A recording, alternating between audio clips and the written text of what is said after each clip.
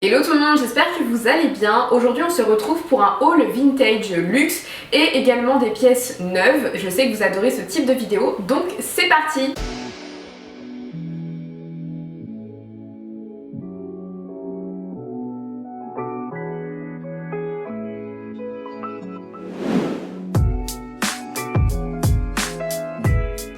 Avant de commencer la vidéo, n'hésitez pas à me rejoindre sur Instagram, c'est vraiment sur ce réseau qu'on échange, qu'on partage, que je vous partage tous mes looks et toutes mes pièces en avant-première, donc on se rejoint là-bas. Vous pouvez bien évidemment me suivre sur YouTube, liker la vidéo, partager la chaîne, vous abonner à la chaîne, ça me fera très plaisir.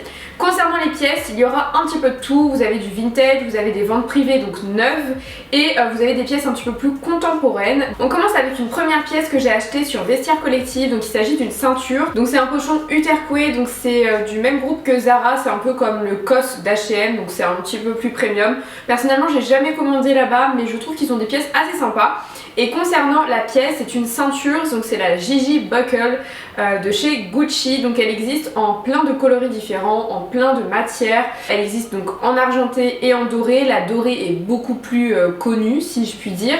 Beaucoup plus vue sur les réseaux et moi vous connaissez mon goût pour me différencier, pour avoir des choses un petit peu plus différentes et j'ai craqué sur cette ceinture. Donc c'est le modèle classique, c'est vrai que le logo est assez imposant et que moi je voulais la version la plus petite mais je ne l'ai pas trouvé à un prix raisonnable sur Vestiaire Collective. Il faut savoir qu'avec le double G en petit, la ceinture est à 295 € dans plein de coloris différents et en plein de matières, en daim également. Après le daim je vous déconseille, ça vieillit quand même très mal, plutôt du cuir lisse.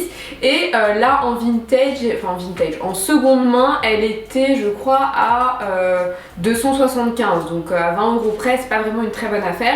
Celle-ci elle coûte un petit peu plus de 300 € ce modèle là et je l'ai acheté 109 €. Donc en gros vous avez la partie donc métallique qui a été pas mal amochée mais à l'intérieur. En gros ici ça se voit pas, derrière ça se voit pas, mais c'est vraiment ici où effectivement on voit que le métal a pas mal bougé. Après on n'est pas du tout sur des matériaux nobles mais ça a pas mal bougé et du coup la vendeuse l'avait classifié en bon état, ce qui fait que c'est beaucoup plus facilement négociable. Ensuite tout l'intérieur c'est du cuir retourné mais de très très bonne qualité parce qu'il n'y a pas de taches, c'est pas abîmé, il n'y a vraiment rien. Ensuite vous avez du cuir lisse marron foncé, moi j'adore le marron, je trouve ça très joli mais c'est vrai qu'à quelques endroits, mais pas beaucoup, mais à quelques endroits il y a un petit peu de frottement, donc un petit peu de décoloration mais clairement quand vous portez la ceinture ça se voit pas du tout.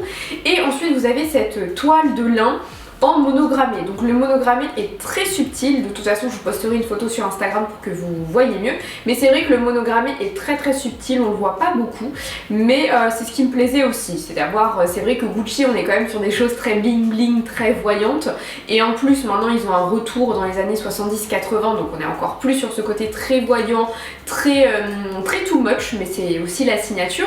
Et là voilà, je la trouvais plus sympa, je la trouvais un petit peu plus discrète et en argenté on la voit moins souvent et c'est vrai que j'ai pas mal de détails dorés d'habitude mais pas argentés, et surtout que 109 € c'est plus accessible, c'est une belle affaire, sachant que voilà, elle l'a mis de bon état mais clairement je pense que c'est plutôt du très bon état. Elle l'a acheté je crois il y a 3-4 ans de mémoire et je l'ai plutôt pas mal négocié, donc très bel achat. Et en plus je l'ai utilisé dans ma vidéo, j'imite le look Fallon Carrington, donc plutôt très contente. On passe à un achat vente privée. Donc c'est vrai que quand vous travaillez dans un groupe de luxe vous avez accès à des ventes privées, ou si vous avez un proche ou une amie, un ami qui travaille dans un groupe de luxe peut vous en faire bénéficier. Bien évidemment vous lui donnez votre carte bleue, enfin bref, vous vous arrangez, mais vous pouvez y avoir accès. Moi c'est via mon groupe, donc je ne peux pas vous donner le prix que je l'ai payé, mais je l'ai eu à un prix dérisoire, vraiment je l'ai eu à un prix dérisoire.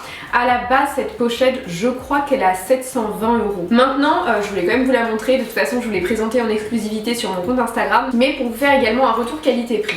Donc en gros moi j'ai un sac baguette que j'ai acheté sur Vitdressing, hyper vintage, en état satisfaisant et que j'ai pas mal réparé, donc n'hésitez pas à regarder, je l'ai présenté dans une de mes vidéos. Et j'avais la ceinture qui allait avec, qui était dans la même époque exacte que ce sac là et qui avait une partie en cuir marron et une partie monogrammée, et je trouvais ça sympa aussi de matcher un sac ou une pochette monogrammée avec cette ceinture. Et donc quand je l'ai vue, je l'ai prise de suite. Et donc du coup c'est de la toile enduite, un peu comme c'est un peu la même méthode en fait que Louis Vuitton.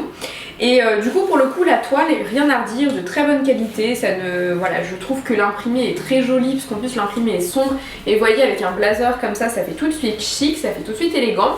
Ce que j'aime bien aussi c'est les petits détails néons, je trouve que ça rajoute un petit peu plus de cachet à la pochette, un petit peu plus de modernité. C'est une pochette qui est clairement inspirée de la pochette Louis Vuitton qui existe en plusieurs tailles différentes et qui est très souvent sold out. Et c'est vrai que la pochette Louis Vuitton, je l'aime beaucoup. Mais vu qu'elle est beaucoup plus vue, je trouvais ça plus sympa d'avoir la version Fendi. Maintenant en termes de qualité, je vous avoue que j'ai été très déçue. Déjà quand vous l'ouvrez, donc vu que j'ai toutes mes affaires dedans, voilà j'ai un peu toutes mes affaires, mais déjà quand vous l'ouvrez c'est une matière en plastique jaune de la même couleur et c'est vraiment du PVC pur et dur hein. Et en fait le problème c'est qu'il y a pas mal de taches, je vous montrerai des photos mais il y a pas mal de taches. Après le contenant est plutôt bien. Mais pour une pochette que j'ai portée une fois, il y a un nombre de taches assez important à l'intérieur de la pochette. Et je trouve que les coutures sont pas... Voilà, c'est pas exceptionnel en termes de couture hein. Je pense que déjà ce plastique doit être très compliqué à travailler, ça doit être très compliqué de le coudre. Et je pense que c'est pour ça que du coup les coutures sont un petit peu plus approximatives. Après, c'est en aucun cas une erreur de production, c'est pas parce que vous achetez en vente privée que ce sont des pièces qui ne sont pas vendues ou qui sont ratées, pas du tout. Quand vous avez accès à des ventes privées, ce sont des pièces qui sont issues des boutiques, en tout cas pour mon groupe c'est comme ça, qui sont issues des boutiques et qui n'ont pas été vendues ou parce que vous avez en surstock, mais c'est pas du tout une collection, on va dire, ratée ou avec des matériaux différents que l'on vend, pas du tout. Donc c'est vrai que je me suis dit, mais imagine tu la payes 720 €, je serais quand même assez déçue. Et pareil, j'ai eu la mauvaise idée, après c'est aussi peut-être de ma faute, mais j'ai fait un shooting avec cette pochette et il pleuvait. D'ailleurs je vous laisse regarder sur Instagram, j'ai posté les photos. Et c'est vrai qu'il y avait une pluie torrentielle. Maintenant j'ai pas mal protégé cette pochette, mais ici il y a des taches, il y a beaucoup de taches. Et en fait là j'ai l'impression que c'est du coton qui est enduit. C'est pas de la toile de lin, c'est du coton, mais qui a été enduit avec une matière un peu plastique. Enfin c'est très bizarre. Et du coup elle est hyper tachée, enfin elle est très tachée, elle a complètement noirci. Et j'ai beau la nettoyer, sachant que voilà, je suis pas restée 1 heure sous la pluie, vous imaginez bien. Donc bon, très contente de l'avoir eu à un prix plus que raisonnable, mais en termes de qualité, c'est vrai que là, je suis un peu déçue. Sachant que pourtant la qualité Fendi, voilà, j'adore cette maison, mais faites attention en tout cas sur ce type de produit. Dernière pièce, et cette fois-ci c'est une pièce vintage et c'est clairement ma pièce coup de cœur, c'est ce magnifique trench Lanvin que j'ai eu sur Vestiaire Collective. Donc j'ai payé l'authentification pour être sûre parce que c'est vrai qu'il y a pas mal de marques que je connais très bien, mais Lanvin c'est pas une marque que je connais parfaitement en termes de détails, d'authenticité, etc. De toute façon je vais vous partager une vidéo, enfin je vais vous faire une vidéo sur les sites qui peuvent vous donner des vraies astuces pour authentifier un sac vous-même. Il y a plein de sites comme ça et c'est vrai que je vous les partage régulièrement en story sur Instagram, mais je vous ferai une vidéo plus complète là-dessus. Et donc du coup là j'ai payé l'authentification, mais il est magnifique. Donc celui-ci il n'est pas du tout en cuir, c'est vraiment du polyester qui a été enduit. Donc on n'est pas du tout sur des matériaux nobles, mais on est sur une très belle pièce et je trouve qu'elle est vraiment très jolie. Après le petit bémol c'est que la ceinture, vous voyez la ceinture elle est doublée en tissu. Et pour le coup je la trouve un peu, comment vous expliquer, je trouve que la pièce est très belle, mais ça fait un petit peu cheap. Vous voyez, j'aurais préféré une ceinture un petit peu plus structurée. C'est vrai que les ceintures Burberry sont aussi très simples, elles sont en coton, mais il y a un petit détail. Là ça fait juste un petit bout de tissu, ça fait un peu chute de tissu, voilà c'est le terme que je cherchais. Ça fait un petit peu chute de tissu, donc je pense que je vais remplacer de toute façon cette ceinture. Mais il est très joli, il est long. Donc sur la mannequin, parce que c'est un site professionnel italien, donc je pense que c'est un dépôt-vente italien qui le vendait. Et du coup qui avait mis ce trench là sur un mannequin, donc la pièce lui est arrivée au genou et vous imaginez bien qu'avec mon 1m54, ben moi ça m'arrive à la cheville, mais c'est pas grave parce que j'adore l'oversize, j'adore ça, même l'hiver, l'automne, c'est ma saison préférée, je trouve que c'est vraiment cette période où on a un style de folie. Et du coup voilà, on est sur pas mal de petits boutons, des pressions. L'intérieur pareil, il n'est pas hyper travaillé. Vous avez un numéro de série, vous avez une taille, fabriqué en Italie, mais vraiment il est très très joli, je l'adore. Et donc celui-ci, il n'y avait pas de... Je peux pas vous donner le prix d'origine parce que c'est une pièce vintage, mais sur le site il était je crois à 209 € et négociable à 139 €. Sachant que des trench chez Bershka, chez Zara, chez H&M, dans plein de marques, maintenant ils sont à 130 €, enfin voilà, c'est 150 € même, j'ai vu, pour un travail qui est nettement moins bien fait et on n'est pas du tout sur une pièce made in Italy, etc. Donc c'est plutôt une très belle affaire et j'adore sa couleur vernie comme ça. C'est un peu...